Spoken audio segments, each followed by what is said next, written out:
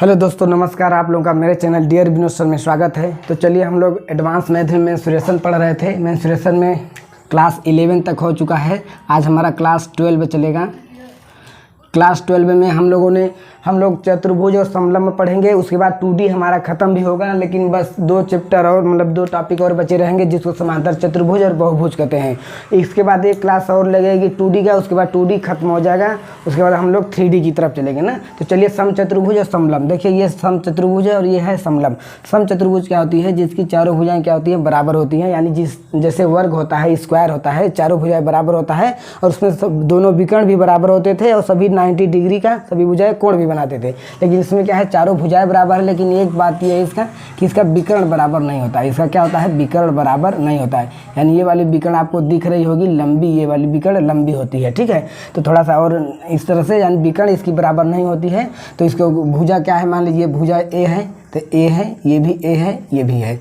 विकर्ण क्या होता है? विकर्ण जो होता है, एक विकर्ण दूसरे विकर्ण को जब प्रतिच्छेद करती है, आपस में काटती है, तो वो 90 डिग्री का कोण बनाती है, ठीक है। मान लीजिए अगर ये विकर्ण हमारा डी था, तो ये विकर्ण डी था, तो ये पूरी विकर्ण डी थी। तो अब ये ऐसे आधे में बांट दी गई, तो ये d/2 हो गया और ये भी क्या होगा? d/2। यानी जो विकर्ण होता है, जब एक दूसरा विकर्ण उसको काटता है तो आधे में कट जाता है, बढ़ जाता है और 90 डिग्री का कोण भी बन जाता है, ठीक है। तो इसमें सिर्फ और सिर्फ परिमाप अगर पूछेगा, परिमाप यानी कहने का मतलब कि समचतुर्भुज का परिमाप पूछेगा, तो सिर्फ 4 × a यानी भुजा गुणित 4, चारों भुजा को जोड़ देंगे। और इसका क्षेत्रफल पूछेगा, क्षेत्रफल, बस ज़्यादा फार्मूला नहीं होता। एरिया पूछेगा तो 1/2 इंटू d1 इंटू में d2 है। और d1 d2 क्या है? d पहला डायगोनल है, दूसरा डायगोनल, यानी 1/2 इंटू विकर्ण 1 इंटू विकर्ण 2, यानी ये पहला विकर्ण दूसरा विकर्ण 1/2, ये क्षेत्रफल होता है ना, ठीक है। तो ध्यान दीजिए। फिर अब हम लोग देखिए समलंब देखते हैं। ये समलंब चतुर्भुज है। क्या है? समलंब चतुर्भुज में दो भुजाएं जो होती है आपस में समांतर होती है। दो भुजाएं आपस में क्या होती हैं? समांतर, यानी पैरेलल होती हैं। और ये भुजाएं आपस में समांतर नहीं होती है। तो इसका एरिया क्या होता है? ये देखिए, दोनों भुजाओं के बीच की दूरी है, इसको बीच की दूरी कह सकते हैं, या फिर हाइट यानी ऊंचाई भी कह सकते हैं। दोनों बिंदुओं के बीच की ऊंचाई या बीच की दूरी, किसकी बीच की दूरी? दो समांतर भुजाओं के बीच की दूरी, ठीक है। ज़्यादातर इसको ऊंचाई यानी h भी बोल सकते हैं। तो देखिए, ये मान लीजिए ये भुजा है, ये पहली भुजा है, यानी पहली भुजा लिख सकते हैं। पहली समांतर भुजा और ये दूसरी समांतर भुजा, ठीक है।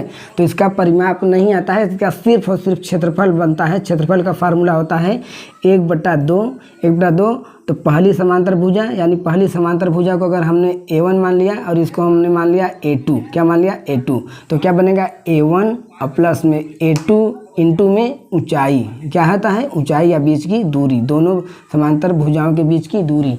A1 क्या है? समांतर भुजा की पहली भुजा, और A2 क्या है?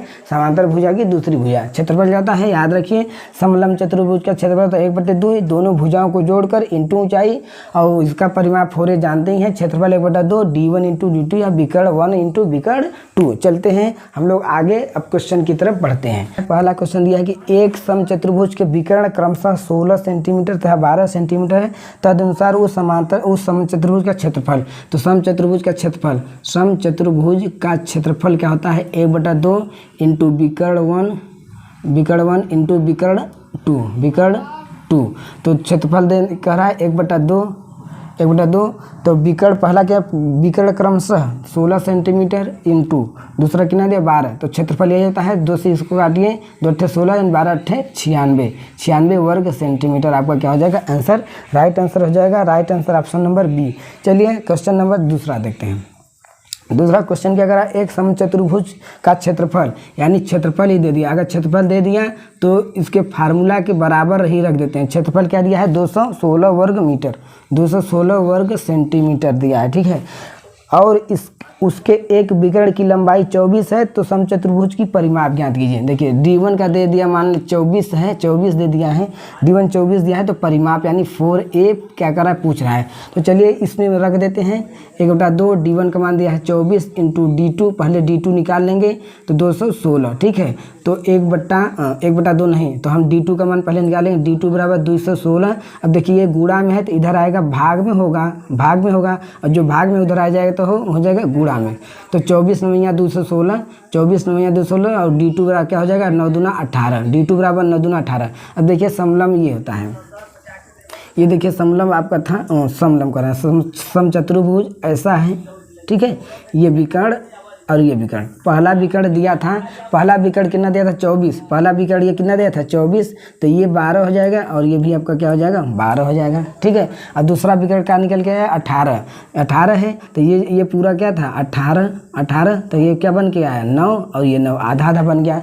तो हमें क्या निकालना, परिमाप निकालने के लिए हमें भुजा चाहिए, क्या चाहिए भुजा। तो आप देख रहे हैं ये देखिए आधे में बट रहा है, यहाँ 90 अंश का डिग्री कोण भी बन रहा है, क्या बन रहा है कोण। तो देखिए ये समकोण त्रिभुज बन गया, समकोण त्रिभुज बन गया, यानी लंब आधार और एक कर्ण। तो हम पाइथागोरस प्रमेय की सहायता से निकाल सकते हैं ना ए। तो पाइथागोरस प्रमेय क्या कहता है, कर्ण का स्क्वायर यानी ये ए स्क्वायर, चलिए कर्ण के ही मान लेते हैं कर्ण, तो के है, तो इस भुजा को निकालेंगे तो क्या होता है के स्क्वायर, आधार का वर्ग कर्ण का वर्ग बराबर ये लंब का वर्ग यानी 9 का वर्ग प्लस में आधार का वर्ग यानी 12 का वर्ग, ठीक है। तो के स्क्वायर बराबर 9 9 81 और 12 बढ़ेंगे 144, ठीक है। तो के स्क्वायर बराबर कितना हो जाएगा, जोड़ दे 4 1 5 8 4 12 और 1 और 1 2 225। तो के का मान कितना आएगा 15, इसका वर्गमूल होगा 15, ठीक है।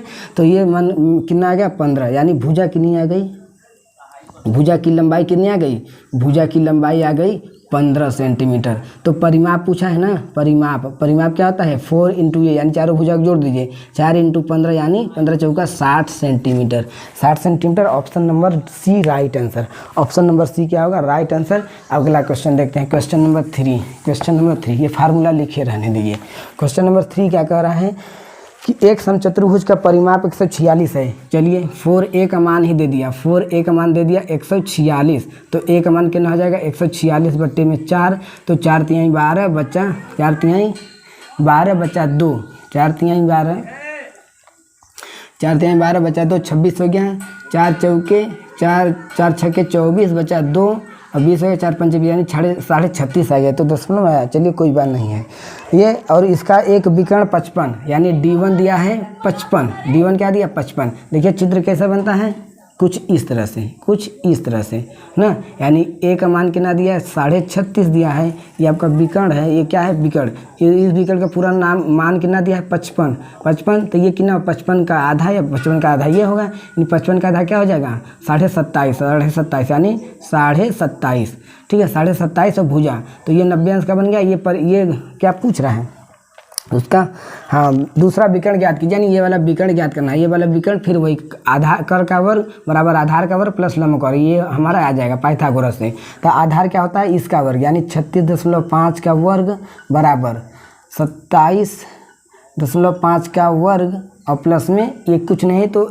a मान लेते हैं, यानी D2 मान लेते हैं, तो D2 का वर्ग, D2 क्योंकि D2 तो ये है लेकिन D2/2 इसको करते हैं, लेकिन इसको कुछ भी मान सकते हैं m कुछ भी। तो D2 का वर्ग हमारा 36.5 के स्क्वायर के ना 1332.25 और इसका 756.25, तो ये स्क्वायर बराबर D2 स्क्वायर, इसको 95 करेंगे तो ये आ जाएगा इधर, तो ये 5 6 है, क्या है 5 6, तो ये कितना 12 6 और ये बच्चा कितना 2 दिन से 12 से 7 7 और ये 5 आ गया, इधर 0 है 576 आ गया, यानी D2 स्क्वायर बराबर कितना आ गया 576, और 576 किसका, तो D2 का मान क्या आएगा कड़ी में 576 24 का वर्ग होता है, 24 का वर्ग यानी D2 बराबर 24।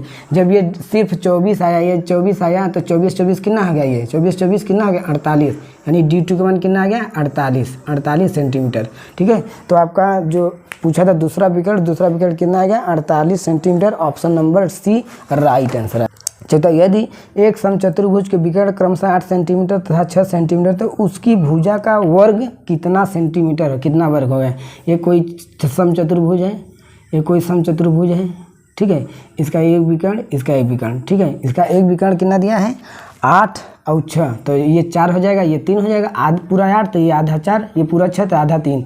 तो ये हमको निकालना है, यानी कड़, यानी इसको भुजा कहते हैं, इसको भुजा ये 90 अंश, तो ये निकालेंगे तभी तो हम क्या निकाल पाएंगे, तभी भुजा जो निकले भुजा का वर्ग करेंगे। तो बताइए 4 और 3 का ट्रिपलेट क्या होता है 5, याद होना चाहिए 4 और ट्रिपलेट का 5, क्योंकि 4 चौक 16 प्लस 3 का 9, 16 9 25, 25 का 5, तो ये कितना आ गया 5, और 5 का वर्ग पूछा, यानी भुजा का वर्ग कितना है 25 वर्ग सेंटीमीटर। ऑप्शन नंबर क्या आ जाएगा, ऑप्शन नंबर ए राइट आंसर, ऑप्शन नंबर ए राइट आंसर। क्वेश्चन नंबर 5 देखते हैं। क्वेश्चन नंबर 5 कह रहा है कि एक समचतुर्भुज का परिमाप 100 सेंटीमीटर, समचतुर्भुज का परिमाप 100 सेंटीमीटर, यानी 4a बराबर 100, तो a बराबर कितना आ गया 25, काट देंगे 4 से 25 हो जाएगा। और क्या दिया है, और उसका एक विकर्ण 40 है, यानी d1 बराबर कितना है 40 है, तो उसका क्षेत्रफल ज्ञात कीजिए। उसका क्षेत्रफल, बार बार चित्र बनाइए, बार बार आपको फार्मूला याद हो जाएगा, बार बार आपको क्या हो जाएगा फार्मूला याद हो जाएगा। 4a का मान कितना है, a बराबर यानी ये 25, यानी ये भुजा आपकी ये जो दी ये 25 है, ये d1 जब 40 है, पूरा ये 40 है, तो ये क्या आ जाएगा 20 आ जाएगा। अब क्या करा, क्षेत्रफल निकालने के लिए दूसरा विकर्ण चाहिए पूरी, तो ये हमें ये ज्ञात करना है, यानी ये आधार, ये पाइथागोरस ये लंब आधार कर्ण, तो इसको a ही मान लेते हैं। तो क्या होता है 25 का स्क्वायर बराबर क्या हो जाएगा 20 का स्क्वायर और प्लस में a का स्क्वायर, तो 25 पे 625, और ये उधर है माइनस में इधर है 20 में 400 बराबर आपका a स्क्वायर, तो a स्क्वायर बराबर 625 में से 400 घटाएंगे तो इधर आएगा कितना 225, तो a बराबर कितना आ जाएगा 225, किसका वर्ग है 15 का वर्ग है 15, ये 15 आ गया, तो ये पूरा कितना आएगा, पूरा ये भी 15 आएगा, तो d2 कितना आ जाएगा 15 15 30। तो अब क्षेत्रफल पूछ रहा है, एरिया पूछा है, एरिया क्या था 1/2 इंटू d1 इंटू में d2, तो क्या आ जाएगा 1/2, d1 आपका दिया था 40 इंटू d2 निकल के आया 30, तो इससे काटिए 20 12 में 20 दिया 600 वर्ग सेंटीमीटर। ऑप्शन नंबर आपका क्या हो जाएगा, option number C right answer, option number C क्या होगा right answer. Question number next, चलिए क्वेश्चन नंबर 6वां, क्वेश्चन नंबर 6 देखते हैं कि यदि एक समचतुर्भुज के विकर्ण 24 सेंटीमीटर और 32 सेंटीमीटर है, तो उस समचतुर्भुज का परिमाप यानी भुजा निकालेंगे तभी तो परिमाप होगा। ये विकर्ण पहला विकर्ण कितना दिया है 32, तो ये हो जाएगा 16, दूसरा विकर्ण कितना दिया है 24, तो ये हो जाएगा 12। तो ठीक है, इस भुजा निकालेंगे, भुजा क्या होता है यानी भुजा, तो ये भुजा का वर्ग यानी कर्ण का वर्ग बराबर क्या हो जाएगा 16 का वर्ग प्लस में 12 का वर्ग, 16 का वर्ग होता है 256, 0 1 6 6 के 36, 6 1 का 6 दूना 12 और 6 5 256, तो 256 और प्लस में 12 का वर्ग होता है 144, तो 4 6 10 और 5 4 9 और 1 10, 2 1 3 1 400, यानी a स्क्वायर बराबर 400, तो a बराबर कितना गया 20, तो यह आपका क्या निकल गया 20 आ गया। तो परिमाप पूछ रहा है ना, परिमाप क्या होता है, परिमाप होता है 4 इंटू a, 4 इंटू भुजा कितना है 20 चौके 80 सेंटीमीटर। राइट आंसर आपका क्या हो जाएगा, राइट आंसर ऑप्शन नंबर ए राइट आंसर। क्वेश्चन नंबर 7 आगे की ओर चलते हैं। क्वेश्चन नंबर 7 कह रहा है कि एक समलंब की दो समान, अब देखिए समलंब आ गया, समलंब की क्षेत्रफल क्या होता है, समलंब का क्षेत्रफल देख लेते हैं 1/2 प्लस में यहाँ इंटू में समलंब चतुर्भुज की पहली भुजा प्लस दूसरी भुजा इंटू में ऊंचाई, पहली भुज समांतर। अब देखिए समलंब चतुर्भुज की दो समांतर भुजाओं की लंबाइयाँ, फिर से बनाए समलंब चतुर्भुज, दो भुजाओं की लंबाई, समांतर भुजाओं की लंबाई 6 सेंटीमीटर और 6 सेंटीमीटर, छुटकी 6 ये 8 सेंटीमीटर। ठीक है, तो क्या पूछा समलंब की ऊंचाई यानी ऊंचाई, ये h भी दिया है 4 सेंटीमीटर, तो क्षेत्रफल पूछा, क्षेत्रफल यही होता है, क्षेत्रफल क्या होता है 1/2 पहली ये भुजा और प्लस ये भुजा यानी 8 6 14 और इंटू ऊंचाई क्या हो जाए 4, तो 2 तो इसे काटेंगे 2 दूना 4 और 14 दूना 28, 14 दूना 28 वर्ग सेंटीमीटर। ऑप्शन नंबर क्या हो जाएगा, हाँ देखिए ए नंबर में 28 सेंटीमीटर है, तो जल्दी में 28 नहीं लगाइएगा, बी नंबर 28 वर्ग सेंटीमीटर है, बी लगाइएगा ना, और सी भी 30 वर्ग सेंटीमीटर, और डी इसमें उलझाने के लिए सेंटीमीटर में एक बार दिया, क्योंकि क्षेत्रफल होता है वर्ग सेंटीमीटर में, इसलिए ऑप्शन नंबर आपका क्या हो जाएगा, option number B right answer. Next question यानी 8वां, एक समलंब की समांतर भुजाओं की लंबाइयाँ 1.5 तथा 2.5 है, इन भुजाओं के बीच की दूरी 6.5 है, तो क्षेत्रफल फिर वही 1/2 समलंब, एक भुजा क्या है 1.5 प्लस दूसरी भुजा क्या है 2.5 इंटू बीच की दूरी क्या है 6.5, तो क्षेत्रफल 1/2, इसको जोड़िए 25 15 40 यानी 4 हो गया, और गुणिते में 6.5, इसको काटिए 2 बार में 6.5 दूना 13, 13 वर्ग centimetre. Option number A. Option number A क्या हो जाएगा? Right answer. Option number A क्या हो जाएगा? Right answer. और देखिए 9वां क्वेश्चन। देखिए हम जल्दी जल्दी पढ़ा रहे हैं, जल्दी जल्दी चल रहे हैं, क्योंकि इसमें बहुत नॉर्मल एकदम तरीके हैं। इसी तरह के इसमें क्वेश्चन आते हैं एकदम सिंपल, बस 2 ही फार्मूले बनते हैं, परिमाप और क्षेत्रफल का। अब विकर्ण पूछेगा। देखिए एक ट्रेपेजियम, ट्रेपेजियम मतलब क्या? समलंब होता है। समलंब को अंग्रेजी में क्या बोलते हैं? ट्रेपेजियम। ट्रेपेजियम देखिए ट्रेपेजियम हिंदी में लिख के आ जाएगा, ठीक है। इसको क्वाड्रिलेटरल बोलते हैं, क्वाड्रिलेटरल, क्वाड्रिलेटरल, ये एल नहीं है, लेटरल, ठीक है। तो कभी कभी हिंदी अंग्रेजी वाला है, हिंदी में लिख के आ जाता है। तो एक ट्रेपेजियम का क्षेत्रफल 775 वर्ग सेंटीमीटर है एवं समांतर भुजाओं की लंबवत दूरी, बीच की दूरी 19 सेंटीमीटर एवं दोनों के लंबाइयों के अंतर 4 सेंटीमीटर दिया है। तो समांतर चतुर्भुज भुजाएं होंगी। भुजाएं बताइए, भुजाएं। अब देखिए समांतर भुजाओं की लंबाई क्या है? 4 सेंटीमीटर अंतर है। अगर ये ए है, छोटा वाला ए है, तो ये क्या हो जाएगा? a+4 हो जाएगा, यानी 4 सेंटीमीटर का अंतर है। अगर ये ए होगा तो ये a+4 हुआ होगा, ठीक है। तो वही चीज़ फिर 1/2, तो पहली भुजा प्लस दूसरी भुजा इंटू ऊंचाई बराबर, इसका पूरा क्षेत्रफल कितने दिया है? 475 वर्ग सेंटीमीटर। 475 पूछ क्या रखा है? समांतर भुजाएं पूछा है। तो 1/2 a1 कितना दिया है? a प्लस a2 कितना दिया है? a+4 और d यानी ऊंचाई कितना दिया है? ऊंचाई आपका दे रखा है 19 सेंटीमीटर बराबर 475, ठीक है। तो 1/2 4, देखिए a और a+4 यानी a 2a 2a+4 2a+4 into में 19 बराबर 475, कितना आ गया?